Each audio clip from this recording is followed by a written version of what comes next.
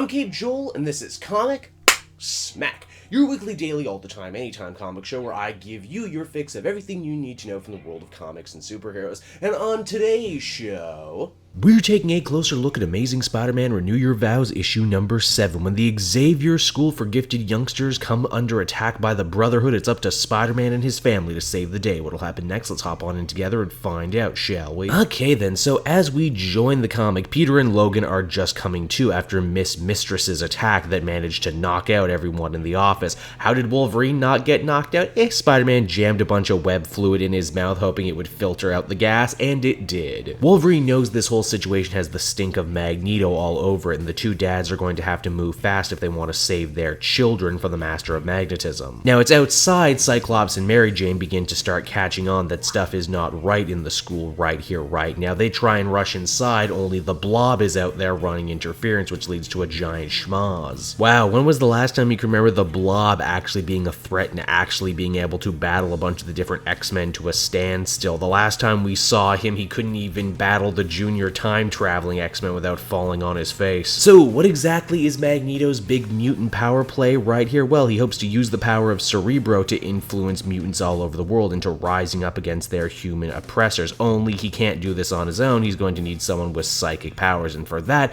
he goes to none other than Emma Frost. Oh yes, she's very much alive in this world, only she's still just the leader of the Hellfire Club. Annie Mae, as well as Jean and Logan's daughter Shine, decide they've had just about enough of all this villainous bullcrap and manage to slip away. Magneto has the turncoat Jubilee chase after them. This only being minutes after the young Spiderling absolutely schooled Jubilation Lee on being patient and how equality between mutants and humans won't happen overnight and you can't take shortcuts like how Magneto's doing it. Proof positive that Annie is most definitely wise beyond her years. Spider-Man and Wolverine manage to fight their way inside the Cerebro hub room, but things start getting a little bit more difficult when Emma starts using her mental powers with the machine to start taking over mutants' minds, including Wolverine's. And just because this situation wasn't dangerous enough, there's an extra factor added into it. You see, during the fight with the Blob, Spinneret managed to drain a bunch of Spider-Man's own power using the old Regent tech. That means he's getting weaker and weaker and feels he won't be able to protect his wife and daughter, only in the end he doesn't actually have to. MJ ends up powering through and beating the crap out of Magneto and Emma. Well, okay, beating up is maybe overselling it. She gets in a really awesome punch and manages to take them both out before they saw what was coming. The important thing to note is that Spider-Man basically worried for nothing, and his wife and daughter are more than capable of defending themselves. And so the day is thusly saved. Magneto, Jubilee, and his team all get carted off. The X-Men feel pretty bad that their former friend is going to have to be going to prison, but Xavier and everyone else says they'll keep an open mind should she ever see the light and wish to return, because after all, they're all about second chances at the Xavier Institute. And why, in a nice bit of things coming full circle, Peter and MJ have actually switched positions now on their daughter going to this school for mutants. Peter now thinks it's too dangerous because if you go to an X-Men school, you adopt X-Men problems. But Mary Jane, who was against it in the first place, now thinks the school is pretty amazing and loves to see that the students all stick up and defend each other when the going gets tough. Needless to say, they'll have to think about it a lot more as the comic ends. Amazing Spider-Man Renew Your Vows number 7 was another insanely solid Spider-Man book, easily the best one out right now in my humble opinion. Just when I think I know what's going on and just when I think I know what characters are going to do next, Jerry Conway goes out of his way to surprise me. Like, this was already a great Spider-Man story, and now it's probably one of the best X-Men stories I've read in a long time. The standout moment, of course, has to be Cyclops telling Jubilee that,